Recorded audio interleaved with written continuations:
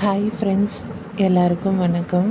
இன்றைக்கி நாம் macaroni pasta எப்படி செய்யுதுன்னு பார்க்கலாம் வாங்க.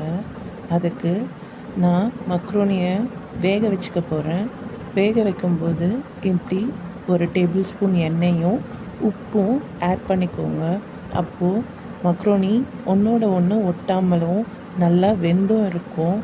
இதில் உப்பும் நல்லா இறங்கிடும். அதனால் சாப்பிடும்போது கொஞ்சம் டேஸ்ட்டாகவும் இருக்கும்.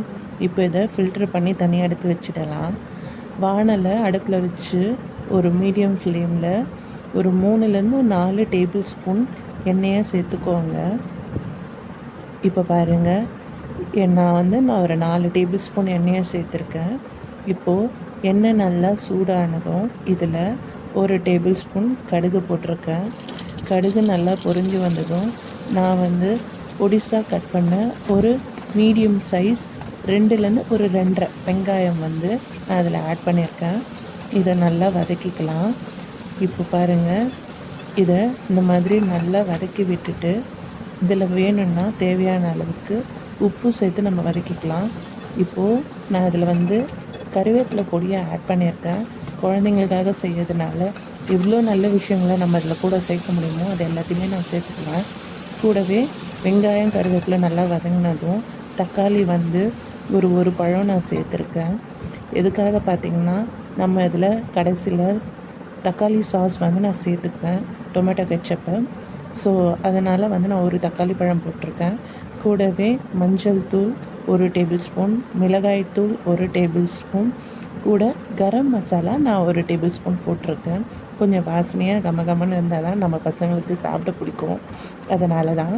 இப்போது இது கூடவே நல்லா வதங்கின பிறகு 1 டம்ளர் தண்ணியை நான் ஆட் பண்ணியிருக்கேன். இப்போ பாருங்கள், தண்ணி விட்டதும் நல்லா இழஞ்சி வந்த பிறகு இதில் மக்ரோனியை இந்த மாதிரி கொட்டிட்டு அதை ஒன்றோட ஒன்று ஒட்டாமல் நல்லா தொழவி விட்டுடலாம். இந்த மாதிரி நல்லா கைவிடாமல் கிண்டி விட்டுட்டே இருங்க. ஸ்டவ்வை மீடியம் ஃப்ளேம்லேயே வச்சுக்கோங்க. ரொம்ப தீ ஏற்றிட்டாலும் அடி பிடிக்கிற மாதிரி ஆகிடும். இப்போது இறக்கிறதுக்கு ஒரு 2 மினிட்ஸ் அந்த பீரியட்ஸில் கொஞ்சமாக டொமேட்டோ கெச்சப்பை ஆட் பண்ணிக்கோங்க.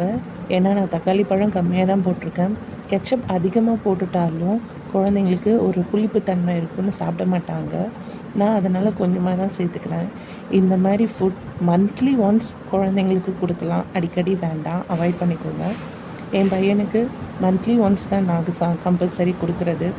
எப்படி ரொம்ப பிடிக்கும், அதனால் இந்த மாதிரி செஞ்சு கொடுத்துருவேன்.